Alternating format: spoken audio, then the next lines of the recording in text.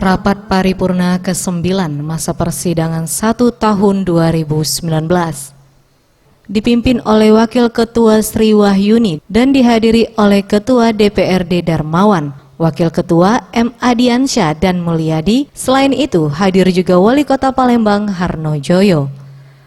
Adapun 4 raperda yang dibahas, yakni perubahan atas Perda nomor 14 tahun 2011 tentang penyelenggaraan transportasi, penyelenggaraan kepariwisataan, penyelenggaraan penanaman modal dan investasi di Kota Palembang, serta menanggapi perubahan peraturan daerah nomor 3 tahun 2015 tentang pengolahan sampah rumah tangga dan sampah sejenis sampah rumah tangga. Usai rapat, Wali Kota Palembang Harno Joyo mengatakan, dari hasil raperda yang telah disetujui ini, diharapkan dapat langsung tersosialisasikan. Selain itu, terkait infrastruktur jalan serta drainase juga menjadi konsen pemerintah Kota Palembang dan beberapa kendala terkait hal tersebut diharapkan dapat diselesaikan pada tahun 2019. Ini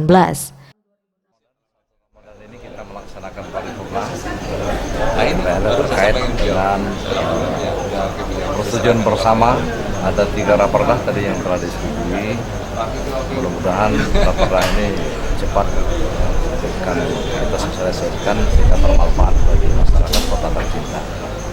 Kemudian tadi juga dilaporkan hasil reses DPRD yang perlu ditindaklanjuti oleh pemerintah ke depan. Ini juga akan menjadi perhatian kami. Terkait dengan infrastruktur, jalan dan kondisi yang genangan air, drainase. Ini juga menjadi prioritas. Yang jelas, titik-titik banjir di Kota Palembang ini sudah kita dapatkan dan ini menjadi perhatian kita dan target kita ke depan untuk mengupayakan. Tim Liputan Sriwijaya TV.